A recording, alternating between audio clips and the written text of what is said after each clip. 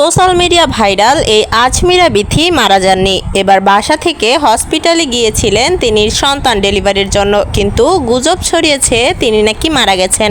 তবে এবার হসপিটাল থেকে বাসায় এসে ফের লাইভে আসলেন আজমিরা বিথি। লাইভের মাধ্যমে এসে তিনি অনেক কথা বললেন এবং হাসপাতালের অভিজ্ঞতাও শেয়ার করলেন। তবে তিনি যেই ভিডিওটা নিয়ে তার এত ট্রোল হচ্ছিল সেটা নিয়েও প্রায় অনেক কথা বলেছে।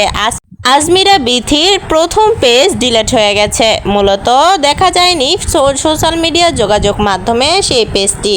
তবে আজমিরা বিথি তার দ্বিতীয় ভেরিফাইড ফেসবুক পেজের মাধ্যমে এসে দর্শকদেরকে বিভিন্ন কথা বলেছে। তিনি হসপিটালে যাওয়ার আগে তার ডেলিভারি পেইনের সময় তার ভিডিও তৈরি করলে সেই ভিডিও দেখে সোশ্যাল মিডিয়ার দর্শকরা অনেক বেশি ক্ষিপ্ত হয়। অনেকেই বলে যে সন্তান পেটে নিয়ে এটা কী ধরনের ব্যবসা।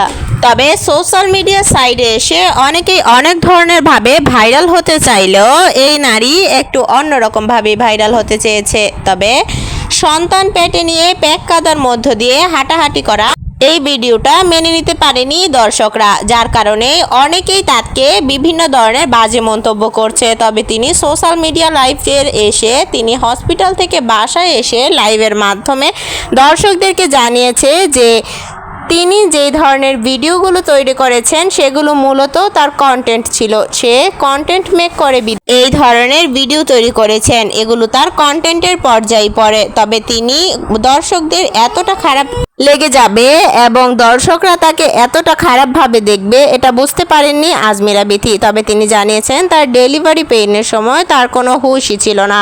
তিনি কি করছিলেন সেটা তিনি নিজেও জানেন না। তবে সোশ্যাল মিডিয়া মাধ্যমে কেউ একজন ভিডিও করে তার পেজে আপলোড করে দিয়েছে, তিনি এটা জানিয়েছেন। তবে তিনি দর্শকদের কাছে ক্ষমা চেয়েছেন এবং তিনি তার ভেরিফাইড ফেসবুক পেজে আবার ফিরে যেতে চান। তবে আজমিরা বিথি সোশ্যাল মিডিয়া থেকে প্রায় লক্ষ লক্ষ কোটি কোটি টাকা ইনকাম করেছে।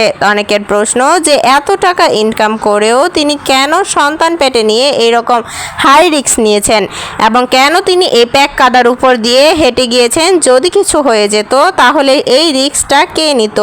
তবে এই জন্যই দর্শকরা মূলত তার উপর ক্ষিপ্ত।